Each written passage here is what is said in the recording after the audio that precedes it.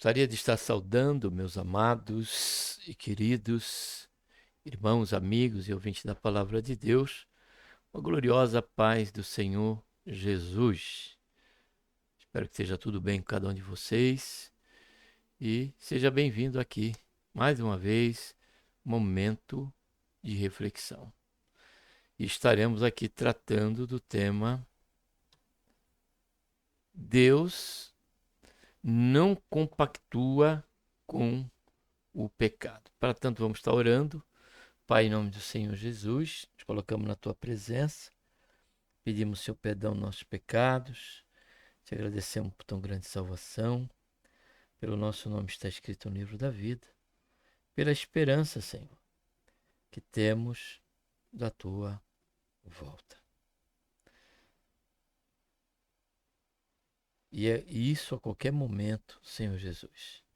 Nos abençoa nesse momento, a respeito dessa verdade, Senhor, que se encontra, Senhor, dentro dos versículos do capítulo 30 de Gênesis, versículos 6 e 18, estaremos dando princípio aqui a esta realidade, a esta verdade que precisamos considerar dia após dia em nossa caminhada cristã. Faz isso, Pai, é o que nós te pedimos, nos ajuda. Já te agradecemos por tudo, em nome do Senhor Jesus. Deus não compactua com o pecado. Para tanto, vamos estar lendo aqui a palavra de Deus em Gênesis capítulo 30, versículo 6 e versículo 18. Versículo 6 diz, guarde bem essa expressão aqui. Então disse Raquel, julgou-me Deus, ouviu a minha voz e me deu um filho, pelo que lhe chamou Dan. E o versículo 18, quando diz, então disse Leia, Deus me tem dado o meu galardão, porquanto Leia, ou Lia, né? Tem termos, traduções que chamam Lia, né? Mas Leia. Deus tem me dado o meu galardão, porquanto, olha a razão que ela fala do agir de Deus. Se refere ao agir de Deus. Porquanto dei minha serva ao meu marido. Observe bem. E chamou ao filho Issacar. Nós vemos no 6 a expressão de Raquel e vemos no versículo 18 a expressão de Lia.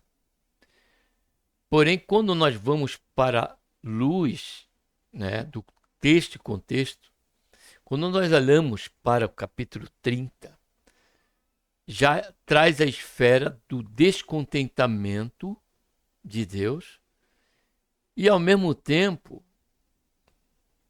né, da realidade das consequências quando estamos fora da esfera dos princípios da vontade primária de Deus. A vontade primária de Deus, quando da instituição, é divina, não humana, do casamento e da união conjugal, ele uniu o homem a uma mulher. Essa era a vontade de Deus. E nós vemos dentro do capítulo 30 aqui, um capítulo cuja esfera e o cenário é de guerra dentro de uma casa.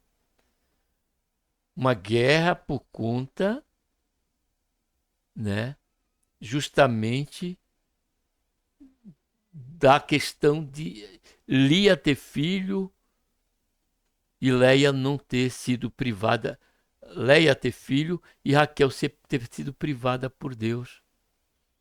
O contexto aqui, amados, se trata, e é importante considerarmos isso, da questão da cultura de então do Oriente Médio.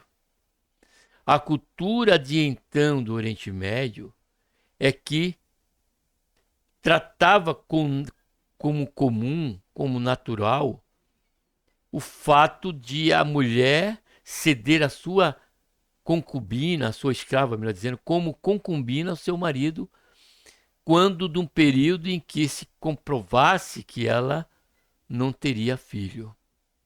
estamos falando, guarde bem isso, cultura.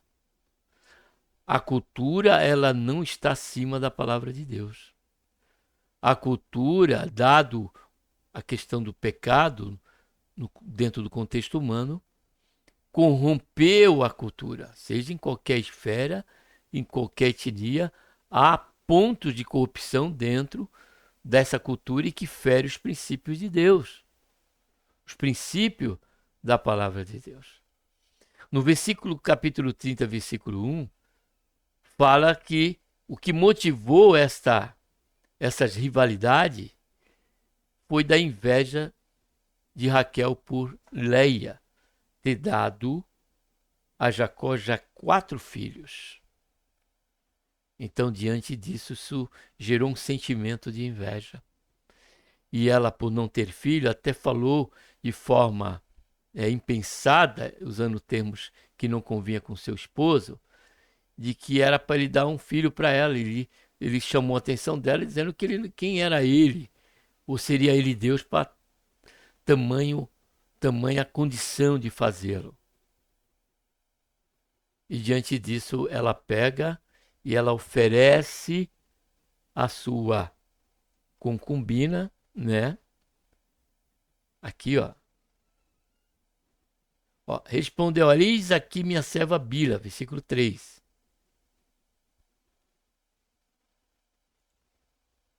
Eis aqui, deixa eu clicar aqui.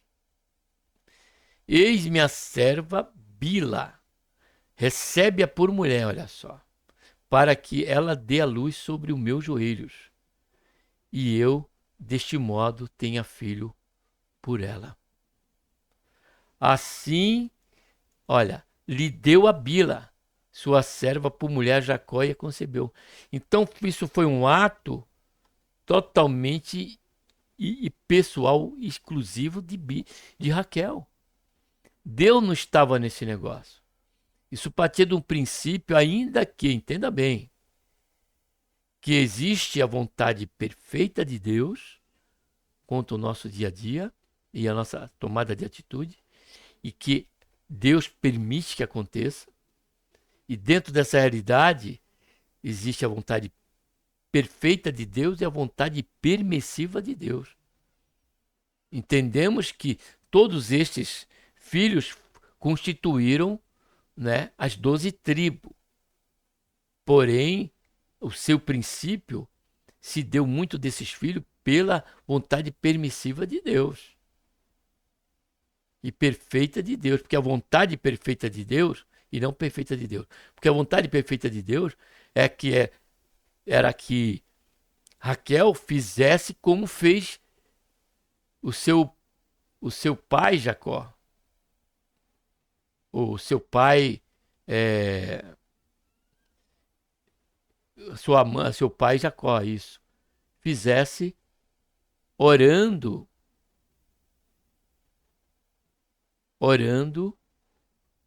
né, como seu avô fez, melhor dizendo, Isaac fez, orando para que abrisse a madre de Isaac, de Rebeca, sua avó.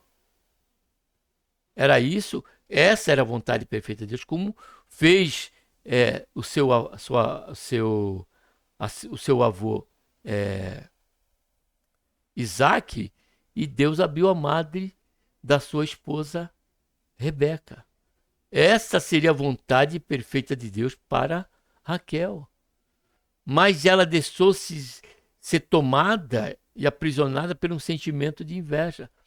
Então, a questão da confusão e da discussão com o seu marido foi a inveja, e a questão dela ceder a sua escrava Bila a ele para ter filho foi proveniente desse sentimento de inveja e fundamentada sobre uma cultura e um costume de então, e não sobre a vontade perfeita de Deus. Então, o que eu quero deixar aqui claro não é a questão de consequência, que não houve consequência. Teve o filho, através de Bila. Foi Dan parte das 12 tribos, como Issacar por parte da escrava de Leia. Porém, o que fica para nós aqui, que o que ela disse não é uma verdade. Como se Deus estivesse compactuando com isso. Deus, ele deixou que o fluxo acontecesse por conta da sua vontade permissiva. Porém, não que Deus compactuasse com decisões como ela tomou, como foi o caso da sua bisavó Sara, que para dar uma mãozinha para Deus, né, ofereceu sua escrava Agar, e nós sabemos muito bem as consequências em que tudo isso se deu. Tudo isso já prova que não faz parte da vontade primária e perfeita de Deus. Porque a palavra de Deus diz que as bênçãos do Senhor não acrescentam dores. Então nós vemos no capítulo 17, 30, haver ali um cenário de disputa. Então uma dá a escrava e tem um filho, a outra dá a escrava, tem outro filho, aí a outra também dá outro filho. Até que então Deus, pela sua misericórdia, ele abre a mão à madre de Raquel, ele passa a dar filhos legítimos. Assim dizendo, assim considerando a Jacó, que foi, né, Benjamim e que foi também José. 2 filhos legítimos. Esses sim foram dentro da vontade perfeita de Deus e legítimos. Porém, os 2 foi baseado por conta de uma disputa. A questão então do filho de Bila, da mesma maneira, vamos ver aqui no texto bíblico. Concedeu a Jacó Dan. Aí vem, então, grande luta, tenho lutado, minha irmã, tudo vencido e tal. Aí deu outro filho, Naftali. Também Léia, vendo que cessara de ter filho, tomou a Zipa, sua serva, e deu a Jacó. E Zipa, serva de Léia, deu a luz a Jacó, ao filho Jacó, e ela disse afortunada e chamou Gade. E depois Zipa, serva de Léia, deu a luz de novo, e ela vai indo. Até que então ela responde aqui no versículo 15.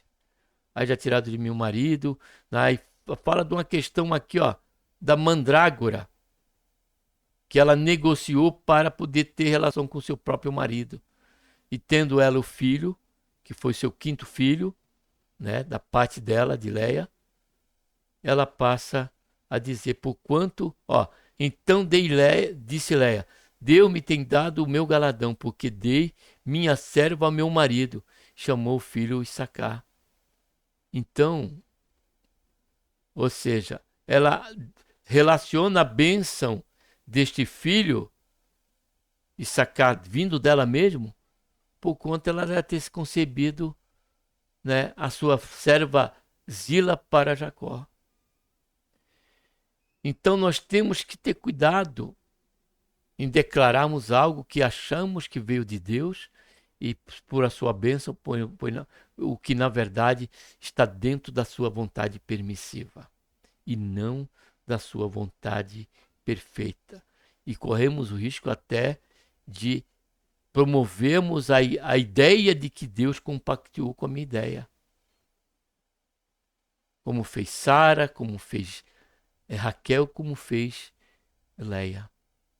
Como tantos outros textos que usam o nome de Deus, como que compactuando com atitude que tem a sua origem, né, em um coração pervertido, que tem a sua origem no coração vendido ao pecado, como foi o caso da inveja que Raquel teve por não ter tido filho e contemplando ali a fertilidade da sua irmã Léia, né? E acabou por ter 4 filhos, passou a engendrar, né, todas essas permissões, essas concessões, e aliou isso a que Deus estaria compactuando por usar o nome de Deus. E entendemos pelo texto, capítulo 30, que não é desta maneira que devemos agir. E isso nos serve de um alerta, né, para que nós venhamos, né, a vigiar, tanto com respeito à nossa atitudes e relacionar ela a um pacto de Deus conosco, como aqueles que se falam em nome de Deus e relacionam seus feitos à bênção de Deus, quando na verdade estão sendo instrumentos de Satanás, que aqui, entre parênteses, abrindo parênteses, não é o caso da questão nem de Raquel e nem de Leia. Mas aqui há situações que sabemos por certo que há muitos relacionam a Deus, mas na verdade não tem nenhum pacto, nenhuma aliança de Deus. São provenientes do próprio desejo da nossa carne, das concupiscências da nossa carne, como também oriundo de Satanás e do diabo. Então tomemos cuidado e tenhamos por certo que esta é uma verdade. E qual é esta verdade? Que Deus não compactua com o pecado, né? Não, nem todas as fontes